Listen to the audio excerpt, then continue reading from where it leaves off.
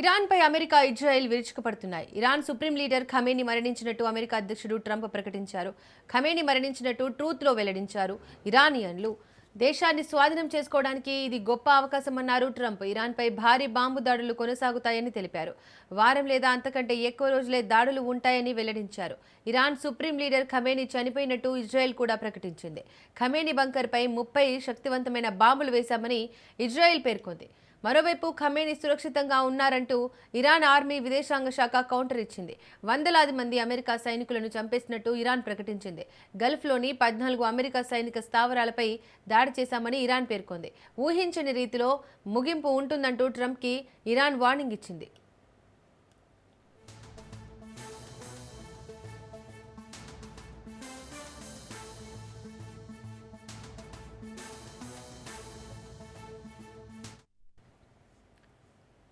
Khamenei ఆధునిక Iran చరిత్రలో అత్యంత ప్రభావవంతమైన నాయకుల్లో ఒకరు. 1989 నుండి ఇరాన్ సుప్రీం లీడర్గా కొనసాగుతున్న ఆయన దేశ రాజకీయ, మత రక్షణ మరియు విదేశాంగ వ్యవస్థలపై గాఢమైన ప్రభావం చూపుతున్నారు. ఇరాన్ రాజ్యాంగం ప్రకారం సుప్రీం లీడర్ దేశంలో అత్యున్నత అధికారిగా పరిగణించబడతారు. ఈ నేపథ్యంలో ఖమేనీ నాయకత్వం ఇరాన్ దేశ దిశను నిర్ణయించడంలో కీలకంగా మారింది.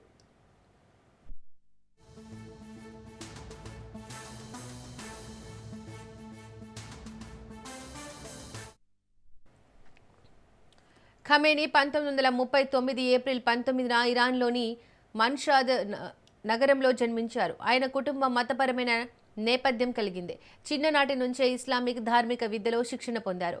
షియా ఇస్లాం సిద్ధాంతాలు, ఖురాన్ అధ్యయనం మరియు ఇస్లామిక్ న్యాయశాస్త్రం వంటి విషయాలలో లోతైన అవగాహన సంపాదించారు. యువకుడిగా ఉన్నప్పుడే రాజకీయ అవగాహన పెంపొందించుకొని దేశంలో జరుగుతున్న రాజకీయ పరిణామాలపై చురుకైన ఆసక్తి చూపించారు.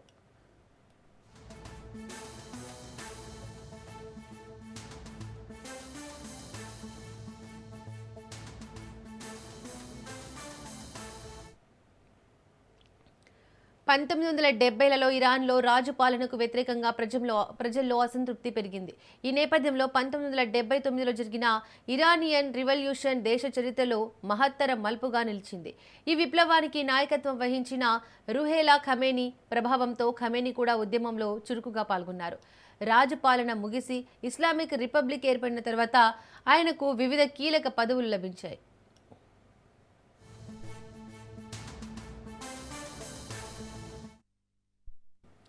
1981లో ఇరాన్ అధ్యక్షుడిగా ఖమేనీ ఎన్నికయ్యారు. ఆ సమయంలో ఇరాన్ ఇరాక్ యుద్ధం కొనసాగుతోంది. యుద్ధ పరిస్థితిలో దేశాన్ని ఏకీకృతంగా నిలబెట్టడం, ఆర్థిక మరియు రక్షణ వ్యవస్థలను బలోపేతం చేయడం ఆయన ముందున్న ప్రధాన సవాళ్లు. ఆయన 2 సార్లు అధ్యక్షుడిగా పనిచేశారు. ఈ కాలంలో దేశంలో రాజకీయ స్థిరత్వం సాధించడానికి ప్రయత్నించారు.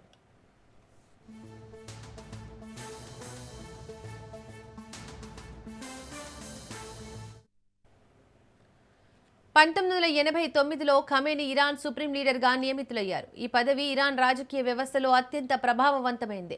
సుప్రీం లీడర్ విశేష అధికారాలు కలిగి ఉంటాడు. దేశ సైన్యాలపై సుప్రీం లీడర్కు పూర్తి నియంత్రణ ఉంటుంది. న్యాయ వ్యవస్థ మరియు ముఖ్య అధికారుల నియామకాలు చేపడతారు. విదేశాంగ రక్షణ విధానాలపై తుది నిర్ణయం తీసుకుంటారు. ఇరాన్ రాజ్యాంగం, సుప్రీం లీడర్ నిర్ణయాలు అత్యున్నత స్థాయిలో ఉంటాయి. రైట్, ఇదే అంశానికి సంబంధించి మరింత సమాచారాన్ని మా ఇన్పుట్ ఎడిటర్ అందిస్తారు శ్రీకాంత్. Good morning. అంటే ఈ రాత్రి నిజానికి చాలా క్లిష్టమైనటువంటి రాత్రి అనే చెప్పాలి. సో రాత్రి నిన్న సాయంత్రానికి కూడా ఒక రకం, అంటే నిన్న ఏదైతే ఇరాన్ లో ఇజ్రాయెల్ దాడి చేసిన తర్వాత స్కూల్ పిల్లలు మరణించడం జరిగిందో, సో అప్పటి నుంచి కూడా కొంత ఉత్కంఠమైనటువంటి వాతావరణం ఉండే. సో ఇప్పుడు ఇరాన్ సుప్రీం నాయకుడు ఖమేనీ మృతి చెందాలంటూ కూడా డొనాల్డ్ ట్రంప్ ప్రకటించారు. అయితే ఇరాన్ దీన్ని ఖండిస్తోంది. బట్ ఇప్పటికే ఇరాన్ లో పెద్ద ఎత్తున సంబరాలు కూడా చేసుకుంటున్నారు. అంటే ఒక నియంతృత్వ పాలన పోయిందని చెప్పేసి. సో ఇరాన్, ఇజ్రాయెల్, అమెరికా మధ్య భయంకరమైనటువంటి యుద్ధం జరుగుతున్నటువంటి నేపథ్యంలో ఖమేనీ చనిపోయాడంటూ డొనాల్డ్ ట్రంప్ ప్రకటన చేయడం జరిగింది. Iran supreme leader Ali Khamenei చనిపోయాడని అమెరికా అధ్యక్షుడు డొనాల్డ్ ట్రంప్ అధికారికంగా పోస్ట్ చేయడం జరిగింది. సో ఖమేనీ చరిత్రలోనే అత్యంత చెడ్డ వ్యక్తి అంటూ కూడా డొనాల్డ్ ట్రంప్ కీలకమైనటువంటి కామెంట్స్ చేయడం జరిగింది. బట్ ఏదైనా కానీ తమ నిఘా నుంచి మాత్రం ఖమేనీ తప్పించుకోలేకపోయారంటూ కూడా ట్వీట్ చేశాడు డొనాల్డ్ ట్రంప్. అయితే అటు ఇజ్రాయెల్ ప్రైమ్ మినిస్టర్ నెతన్యాహు కూడా ఇదే విషయాన్ని చెప్పాడు. ఇజ్రాయెల్ దాడుల్లో Iran supreme leader Ali Khamenei మృతి చెందనంటూ కూడా ఇజ్రాయెల్ కూడా ఇప్పటికీ కమెంట్ చేసింది. ఖమేనీ ఉండేటువంటి ప్రాంతాన్ని లక్ష్యంగా చేసుకుని బాంబులు వేసినామని, ఆయన చనిపోయి ఉండొచ్చట్టు ఇజ్రాయెల్ పిఎం నెతన్యాహు కూడా చెప్పడం జరిగింది. అటు ఇజ్రాయెల్ మీడియా మొత్తం కూడా ఖమేనీ చనిపోయాడంటే ఇప్పటికే వార్తలు వస్తున్నాయి. అటు మృతదేహం కూడా దొరికిందంటూ కూడా వైరల్ అవుతున్నాయి.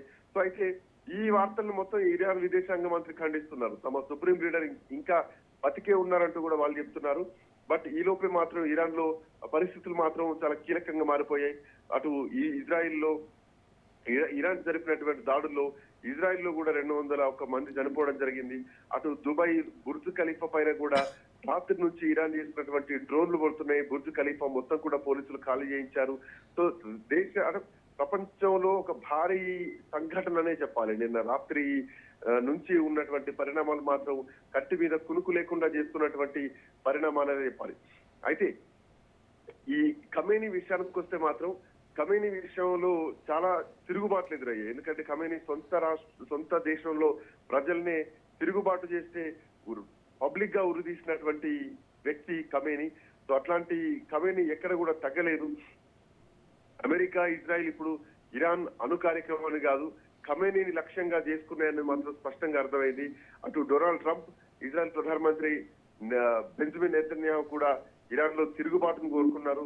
శనివారం నిన్న ఇరాన్ పైన దాడి తర్వాత ఖమేనీని టెహరాన్ నుండి ఖాళీ చేయించి సురక్షిత ప్రాంతానికి కూడా తరలించడం జరిగింది. అయితే ఖమేనీ ఉన్నటువంటి ప్రాంతం పైన దాడులు చేసి నేను చంపేసాం ఖమేనీ అన్నట్టు కూడా ఒక స్టేట్మెంట్ మాత్రం అటు ఇజ్రాయెల్ నుంచి ఇటు అమెరికా నుంచి కూడా అధికారికంగా రావడం జరిగింది. అయితే దీన్ని మాత్రం ప్రస్తుతానికి ఖండిస్తోంది.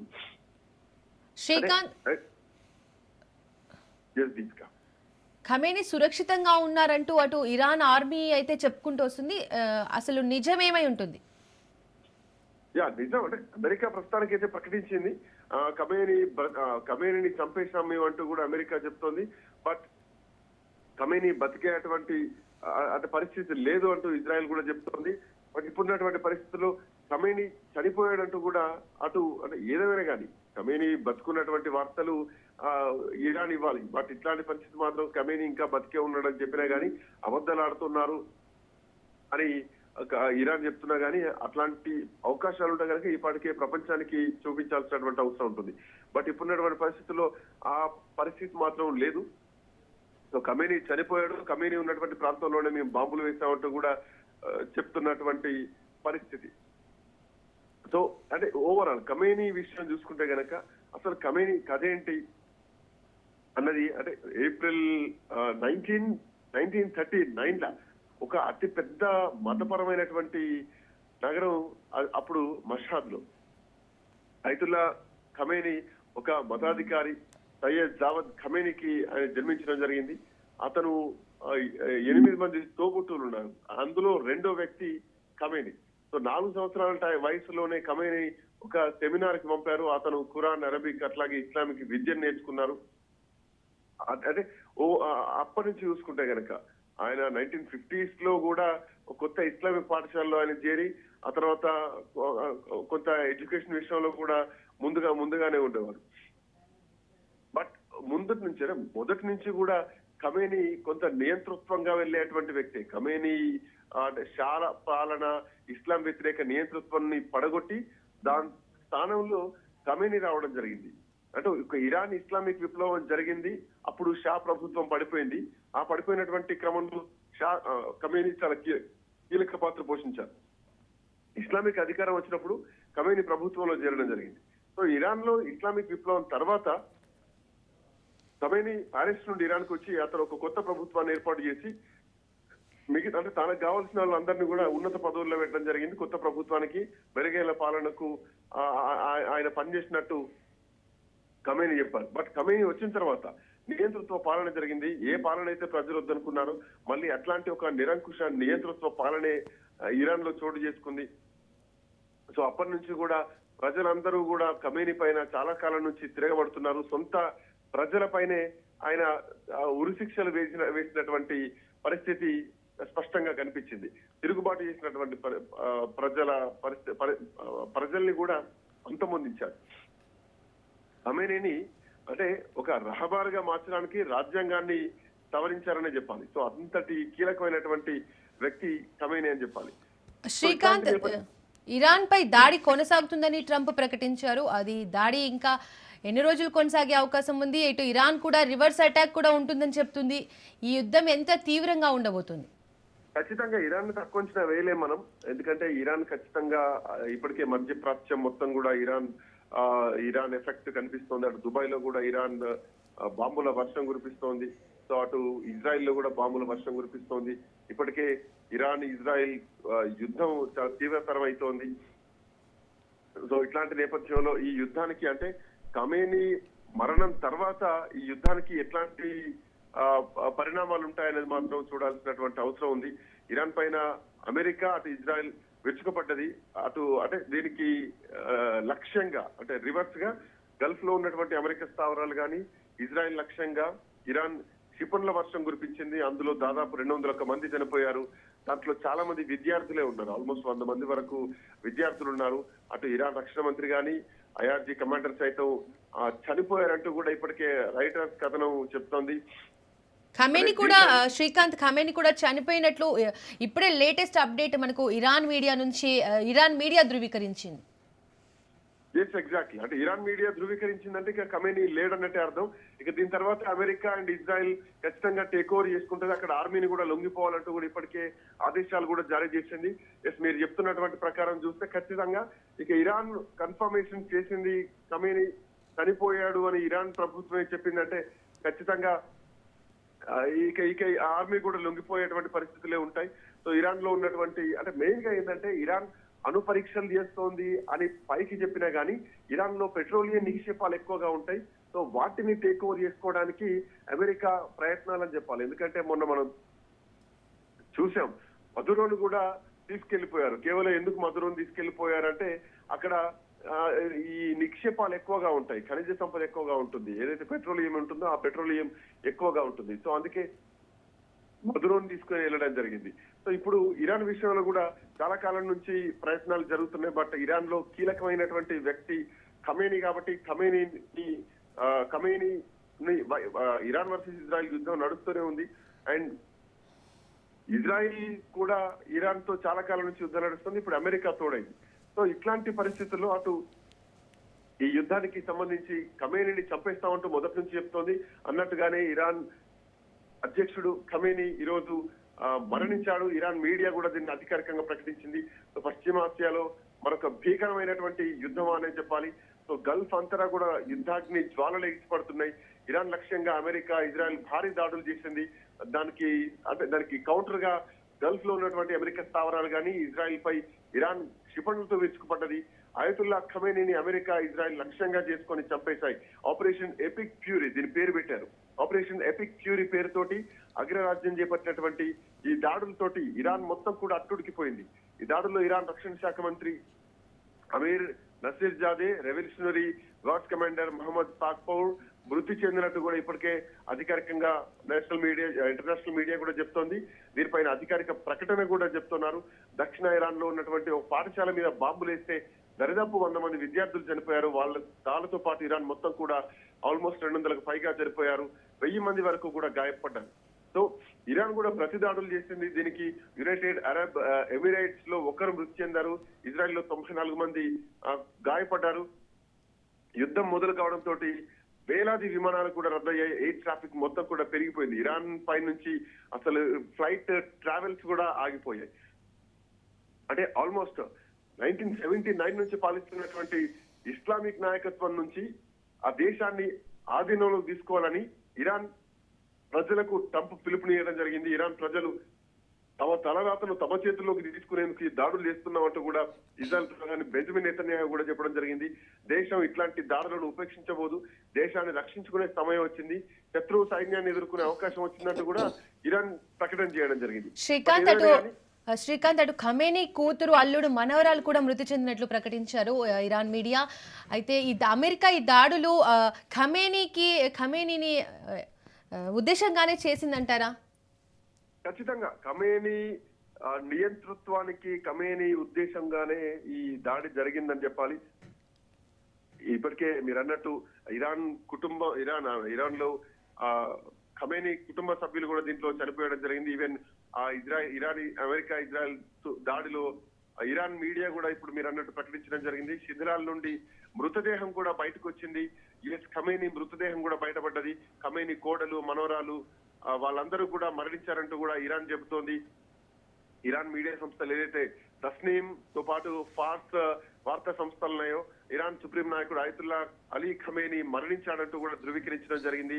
ఇజ్రాయెల్ దాడుల్లో ఖమేనీ కూతురు, అల్లుడు, మనవరాలు, కోడలు కూడా చనిపోయారు. అయితే ఇరాన్ ప్రభుత్వం ఇంకా దీన్ని అధికారికంగా ప్రకటించలేదు. బట్ ఇరాన్ మీడియా మాత్రం దీన్ని ప్రకటించింది.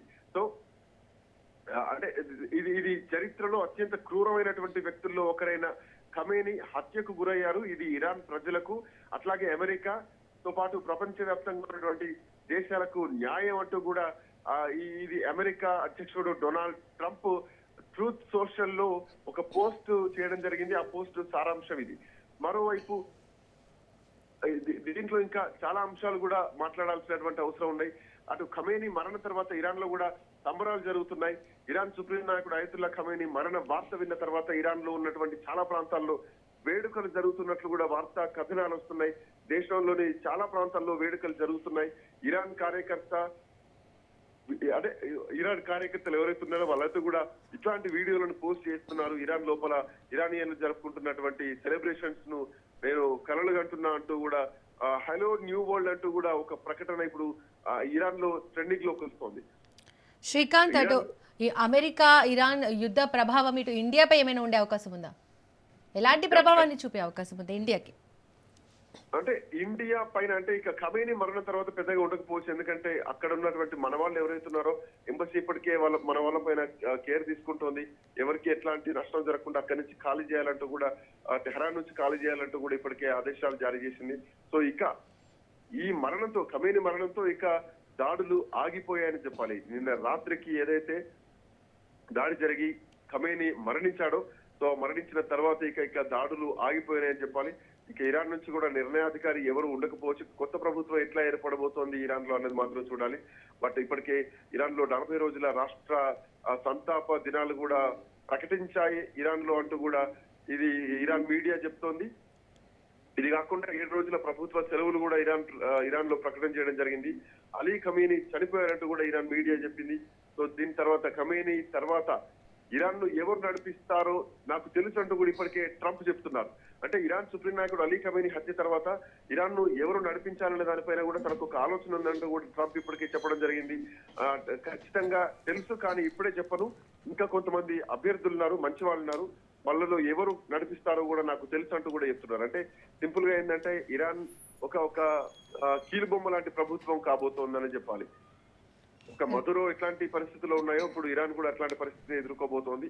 సో ఆల్మోస్ట్ 40 మంది ఇరాన్ అధికారులు కూడా మరణించారంటూ కూడా ఇజ్రాయెల్ చెప్తోంది. సో సీనియర్ ఇరాన్ అధికారులు కూడా మరణించారు. సిబిఎస్ నిఘాతో పాటు సైనిక వర్గాలు సంబంధించినటువంటి వాళ్ళు కూడా చనిపోయారంటూ కూడా చెప్పడం జరిగింది.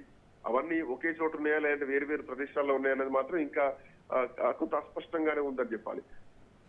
మరోవైపు అటు ఐక్యరాజ్య సమితి కూడా దీనిపైన రెస్పాండ్ అయింది. ఇరాన్ పై దాడి ఉద్రిక్తతలను అదుపు తప్పేలా చేయగలదని చెప్పేసి కూడా ఐక్యరాజ్య సమితి కూడా చెప్పడం జరిగింది. బట్ ఏదేమైనా కానీ ఇరాన్ ఖమేనీ మరణ వార్త తర్వాత ప్రజలంతా ఐక్యంగా ఉండాలంటూ కూడా క్రౌన్ ప్రిన్స్ ఇప్పటికే పిలుపునివ్వడం జరిగింది. సుప్రీం నాయకుడు అలీ ఖమేనీ మరణం తర్వాత ఇరానియన్లు ఐక్యంగా ఉండి ఒక కొత్త ప్రభుత్వానికి మార్గదర్శకంగా ఉండాలి. వారసును నియమించడానికి ప్రభుత్వం ఏర్పాటు చేసేటువంటి ఏ ప్రయత్నమైనా ఖచ్చితంగా అంటే వారసత్వం రావద్దు, వారసత్వం వస్తే కనుక దానికి విఫలమవుతున్నట్టు కూడా చెప్పడం జరిగింది. బట్ ఏదైనా ఖమేనీ మరణ వార్త తర్వాత ఇరానియన్లు ఐక్యంగా ఉండాలంటూ కూడా రజా పహ్లవి ఇప్పటికే ప్రజలకు విజ్ఞప్తి చేయడం జరిగింది. చూడాలి ఎట్లాంటి పరిణామాలు ఉండబోతున్నాయి అన్నది. Right Srikanth, thank you.